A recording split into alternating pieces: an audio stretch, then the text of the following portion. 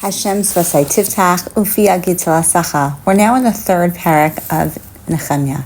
In this parak, we're going to see and hear about all of the people that are building up the walls of Yerushalayim. Now, these walls are not going to be the walls that we experience at Hayom Hazeh until now. Those walls were created in the 1500s by Solomon the Great. However, these walls are going to be the rebuild, the repair, and the words that are used in this parak are two words, livnos and lechazik, to build and to strengthen, to fortify. Why is that? Nechemiah is very, very psychologically minded, and he understands that these people are not feeling very good. They're feeling disconnected. They're feeling dejected. They have, some negative speaking to all around, and they are really in need of some psychological massaging. And so ultimately what happens is in order to counter what Sinbalat and Tuvia and all of the naysayers are saying, he doesn't just say we're building it from scratch. He highlights the fact that it's a continuous process. It's a process that was started by our avos. It's a process that will be continued. And it is not just one that you're building from scratch, but rather you're strengthening and fortifying. We're putting back something that was set already. And when we think about something that is a continuous process over the time, that is an easier burden to bear. Anything that our parents, our grandparents, our great grandparents, when they already made an impression in the dirt, in the path of life, it's much easier to walk in their footsteps. And many times when we give brachas, we say you should follow in the footsteps of your avos.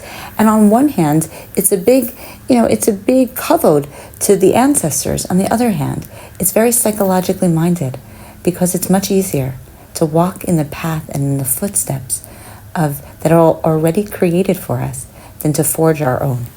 So he continues, and what's going to be ad ladoros, forever and ever, are the names of these people. And he starts off, the first one that is created is the sheep's gate, and that is from the Kohanim and Eliashib the Kohen Gadol, which highlights that not only are these people spiritual leaders, but they're going to get dirty. They're going to get their hands muddied. And I think that is a very significant point. We know that when it comes to Fridays, you get a big zechus. If you yourself, the Gemara talks about how you yourself have to make all the preparations for Shabbos, not to somebody else, to sweep the floor and to get the table set and to do all the cooking, whatever that means. But on some level, your participation is very important. And we know that anything that is a davar shebekdusha has an extra shaychus. And so here, it's not only that they are building up the Beis HaMikdash, but they're also building up Yerushalayim. We know that Yerushalayim is Ora Shel Olam. It is the highlight, the kingpin, the most important essential place. And it's not just that it's the Beis HaMikdash, but Yerushalayim itself, more than other places, has made big Kedusha.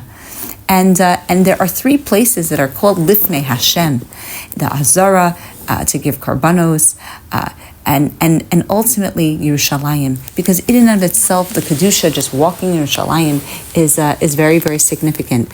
And it's Kol ha-mispalel b'chlod Hashem Yerushalayim ki'ilu mispalel lifnei kisei hakavod. That the Kedusha of Eretz Yisrael is one. The Kedusha of Yerushalayim is so significant that it is as though that you're walking in the right by the kisei hakavod, Hashem's throne. And so here they're really taking on a very important project, a project that really shows achdus, because how it was created is that there would be a grouping, and when that grouping was finished, they would build up to a certain point, kind of getting the foundation up to the middle, and then they would pass along the baton, so to speak, to the next grouping, who would then do it, and then ultimately, when they did enough, they would connect. So they did enough so then they could connect to the first part, and then they did enough, they connect to the second part, and then they did enough, and it went all the way around in a counterclockwise way until they got full circle. and they stopped when they got full circle at the half point. Again, why is that? Again, Nechemiah is very psychologically minded. He knows if you go all the way up in one part, but you don't go all the way around, that's going to be very hard. Here, they did halfway the whole way around to show that there was a completion, and the completion is important. Now, so it was the Kohen Gadol who started, and we know from the consecration of the Mishkan that the Avnei Shoham, even the Beis Hamikdash, that the most precious, beautiful gems and jewels were given at the end, mentioned at the end. Why were they mentioned at the end? Mentioned at the beginning. It's like the most expensive, most luxurious part of the whole Beis Hamikdash. Like, what's going on here? And the answer is because that was the part that was given by HaKadosh Baruch Hu. And HaKadosh Baruch Hu says, that's nice, but that's a given. I want to see the blood, sweat, and tears. I want to see that the Kohen Gadol goes into the dirt and does what he's got to do also. And that's exactly what happens. And it goes through, and these people are listed by name. And from here, again, you learn that when you do tzedakah, you very easily can put your name on a building. You very easily could publicize the efforts that you're putting in. Why?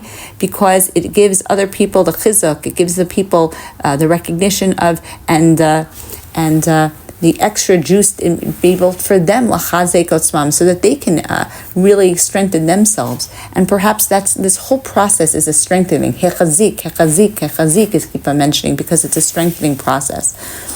And then, very interestingly, there was one who also went with his daughter. It's just, this is a very beautiful process that is happening.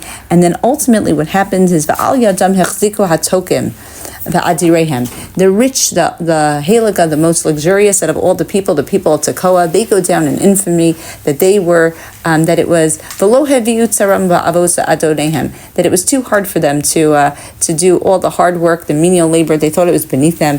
And the Gemara talks about that if we know that our names and whatever we do is going to be written for posterity, that people are always going to remember it. Do you think that they would have done this? Of course, they would have been the first ones to go into the dirt. And always you should have, that's the idea from Pirkei Avos. You should always go in with the idea that everything's nechtav b'sefer, everything Hashem writes down. But really, maybe on a drush level, you should always think, okay, you know what? Whatever I do now is going to be written down in the sefer, and everyone's going to read it. So these people of Tekoa, the Uber mentioned, they unfortunately are going down in infamy that they would not partake in the in the physical labor in the same way. And so that is what they're known for. And these people go down and they're all known. These are the ones with the names on the wall, and it goes through all of them. And finally, it got all the way around. And while that was happening, unfortunately, what else was happening? So, unfortunately, what was happening is, again, we have our merry men of anti-Semites. And those merry men, unfortunately, are trying very hard to make us feel badly about ourselves and to try to derail the process. And that is the life of the Jew in Galus. The life of the Jew until such time as the Mashiach comes is going to be one where we have an issue.